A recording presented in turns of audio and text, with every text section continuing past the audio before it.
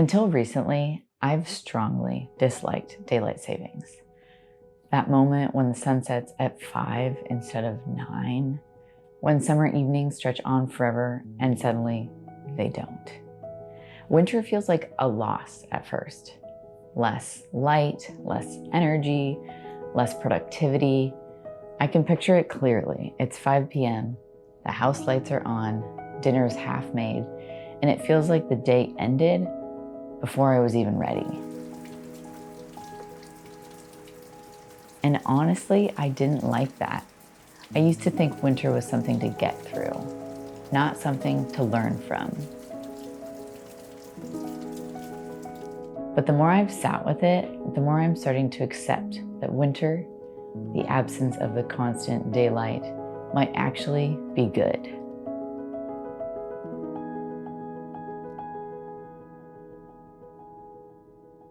By my wiring, my nature, I have always been a night owl. Before kids, I'd stay up late editing, checking things off my to-do list, feeling productive and accomplished. Because the world rewards speed, faster, better, quicker. But then I became a mom, and the jokes are real. Kids have a very hard time sleeping. Between the lack of sleep and the constant demands, I've noticed how rushed I can feel, especially getting in and out of the car. There's this internal pressure to hurry up and get there, to wherever there is. And yes, maybe we are constantly running late, but how important is it really for me to spike my blood pressure, speed up my heart rate, only to arrive grumpy and tense? So I've had to stop myself and ask, how am I actually feeling if we're late? What am I really afraid of? I've had this verse taped to our bedroom doorframe for months. Hot tempers cause arguments, but patience brings peace. Proverbs 15:18. I put it there intentionally, somewhere I would see every day, with the goal of memorizing it. And yet, for whatever reason, this one has been hard to live out and hard to memorize. I conceptually understand it, it's simple, but practically, in this phase of life, with my temperament, it is a struggle. I'm actively working on slowing down, being more mindful of time so I'm not rushing, and then getting annoyed at my toddler who cannot feel the urgency the way that I do. Because I see how that urgency leaks onto the people I love. Suddenly we're battling over toothbrushing, outfit choices, things that don't really matter. And very practically, with a 2-year-old and a 9-month-old, I'm becoming more aware of how long things actually take when you factor in toddler pace. Toddlers, I've learned, are masters of procrastination.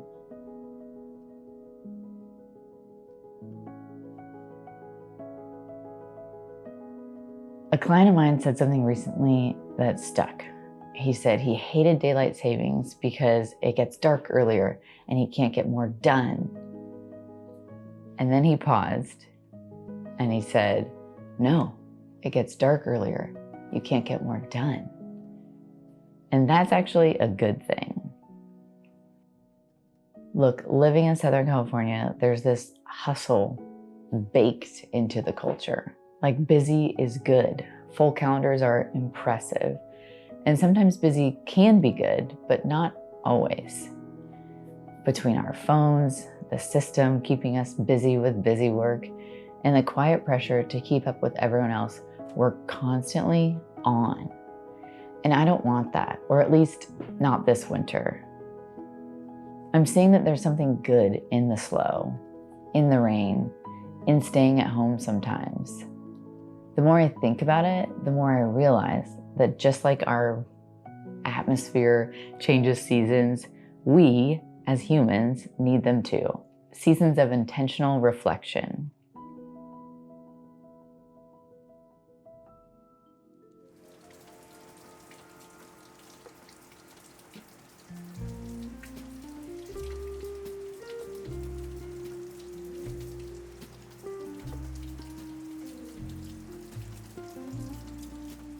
I'm seeing that there's a necessary work of the inner life that doesn't happen when everything is loud and fast.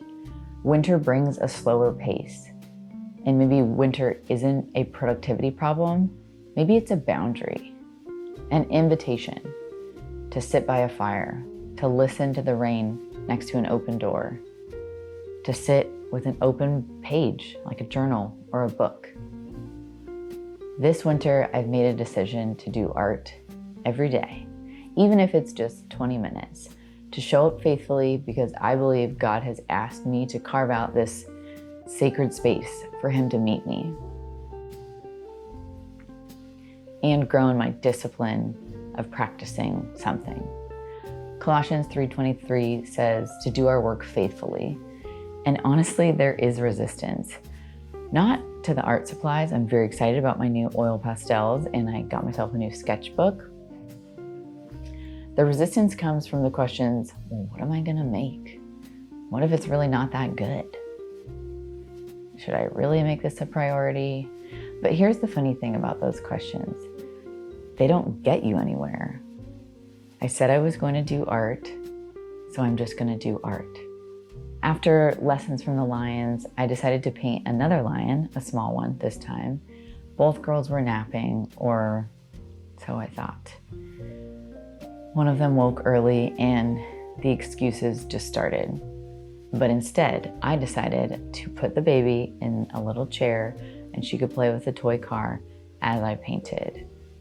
I used a reference photo this time. I slowed down, my camera died, but here's proof.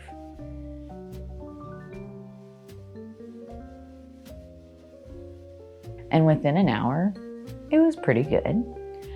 And I felt it, like, here we are again. I'm finding myself. Not perfectly, not finished, but faithfully. It's already unlocked something dusty inside of me, calling me back to who I was and reminding me of who God is calling me to be.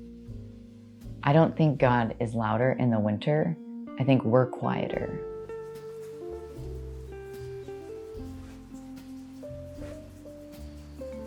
Do I still resist the sun setting at 5 p.m.?